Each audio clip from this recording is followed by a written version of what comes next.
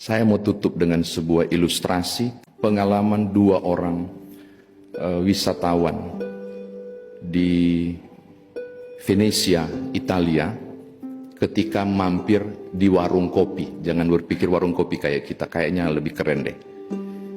Ketika mereka lagi asik menikmati kopi, tiba-tiba datang seorang pria parubaya, pakaiannya neces sekali. Dia pergi ke meja kosong di samping dua wisatawan itu. Lalu datang pramusaji dan tanya, "Pak, mau butuh apa? Berapa kopi?" Dia sebut begini, "Saya butuh 2 kopi. 1 untuk saya dan 1 untuk di dinding." Di dinding? Kaget. Dan benar Bapak Ibu, pramusajinya datang, bawa cuma 1.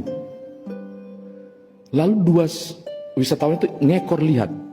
Si pramusa itu, pelayannya itu pergi ke dekat kasir, ngambil secari kertas dan dia tulis 1 di dinding. Dan dia tempel di dinding. 1 di dinding. Menarik. Belum selesai, tiba-tiba datang lagi 2 orang yang lain. Dan ditanya lagi, "Mau berapa kopi?" "Saya butuh 4 gelas kopi. 2 untuk kami, 2 untuk di dinding." Makin penasaran, beneran. Ketika yang 1 itu, yang tadi duluan parubaya itu pulang, dia cuma bayar, dia dapat 1 cangkir, tapi dia bayar 2. Yang 2 juga begitu, pesan 4, cuma 2 cangkir yang datang.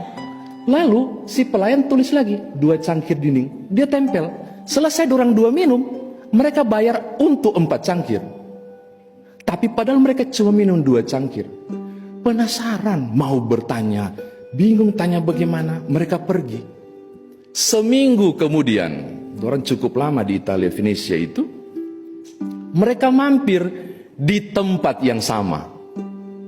Dan masih penasaran kejadiannya sama enggak? Benar, mereka 2 lagi duduk, tiba-tiba datang orang tua yang lusuh. Bajunya tidak rapi, lebih ke compang-camping. Dia duduk juga di meja di samping 2 orang itu. Ada banyak meja, dia pilih situ. Pelayannya datang dan tanya, "Pak, mau perlu apa?" Tahu nggak? Si yang lusuh itu ngomong begini, "Secangkir kopi di dinding." Datang itu pelayan, bawa 1 cangkir. Selesai minum, si bapak yang lusuh itu pergi. Si pelayan pergi juga dan cabut 1 lembar. 1 cangkir dinding diremas dan dibuang. Mereka mulai rada-rada paham. Masuk lagi yang lain, yang juga lusuh dan tidak tahu, tidak kelihatan, tidak mampu membeli. Didatangi oleh pelayan. Dibilang apa? "Saya butuh secangkir di dinding." Dikasih. Pulang nggak bayar, tapi dicabut baru diremas.